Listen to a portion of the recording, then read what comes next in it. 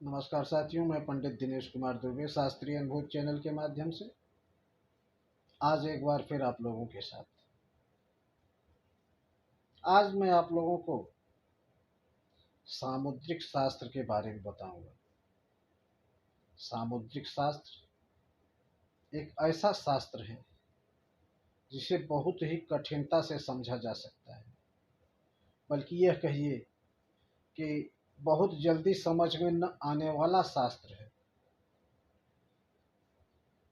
बहुत कम लोग ही इसको समझ पाते हैं। सामुद्रिक शास्त्र मानव जीवन के लिए बहुत उपयोगी है। मनुष्य की शरीर की बनावट, उसके लक्षण, उस पर बने हुए निशानों को देखकर उसके शरीर की विवेचना करता है और सामुद्रिक शास्त्र ये बताता है कि यह मनुष्य का यह लक्षण उसको किस ओर ले जाएगा, उसके भाग्य में क्या लिखा है, वो आगे क्या करने वाला है। बहुत सारी चीज़ें सामुद्रिक शास्त्र के द्वारा पाई जाती है। तो चलिए साथियों, आज हम इसी शास्त्र को लेकर कुछ चीज़ें आप लोगों से शेयर करेंगे।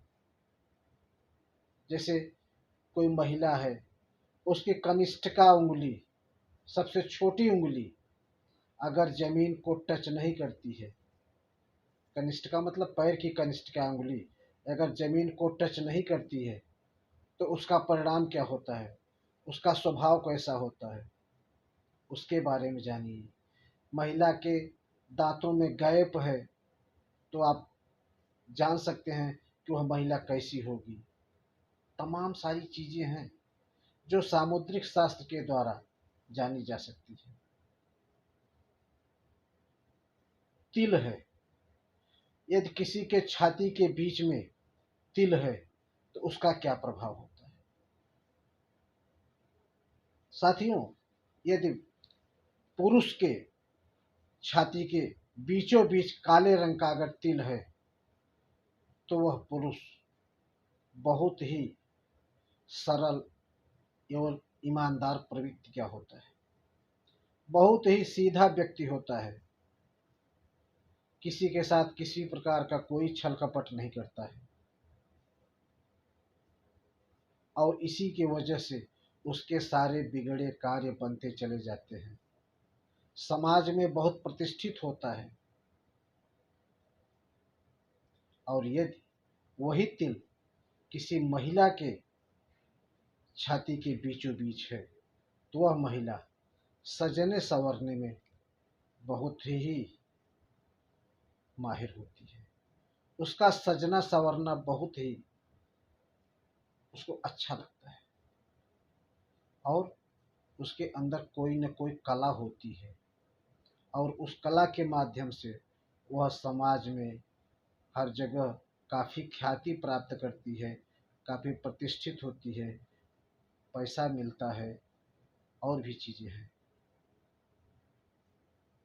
लेकिन यह सब चीज़ें शादी के बाद होती है। 30 साल की उम्र के बाद जैसे जैसे उम्र बढ़ती जाती है वैसे वैसे उस महिला को ख्याति मिलती जाती है।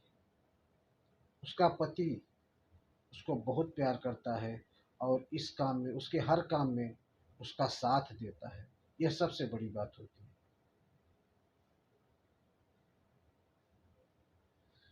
और यदि किसी महिला के नाक पर तिल है,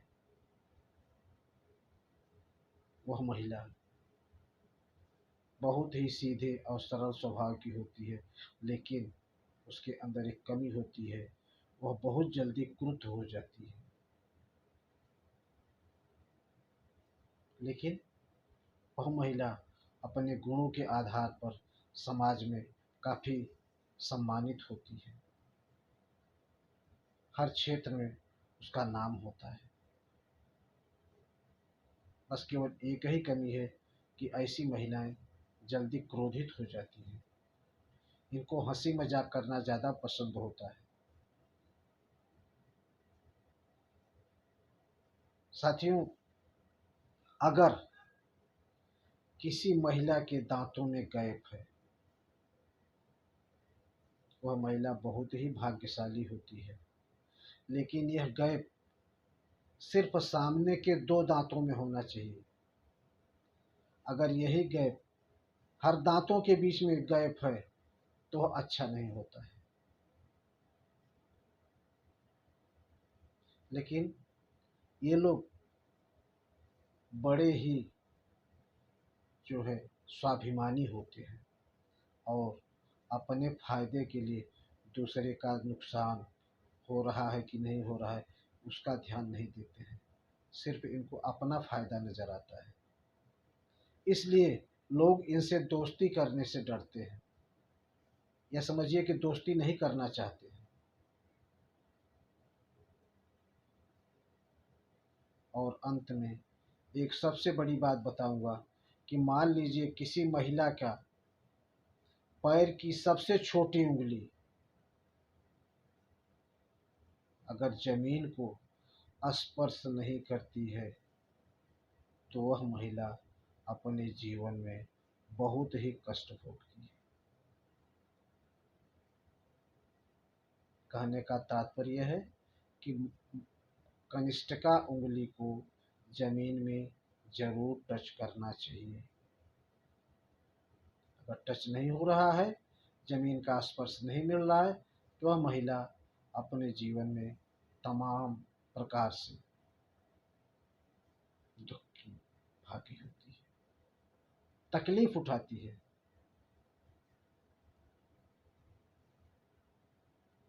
साथियों, सामुद्रिक शास्त्र के अनुसार बड़ी आंखों वाली महिलाएं, जिनके बाल लंबे होते हैं, नाक लंबी होती है, जिनकी उंगलियां लंबी होती हैं, ऐसी महिलाएं बहुत ही भाग्यशाली होती हैं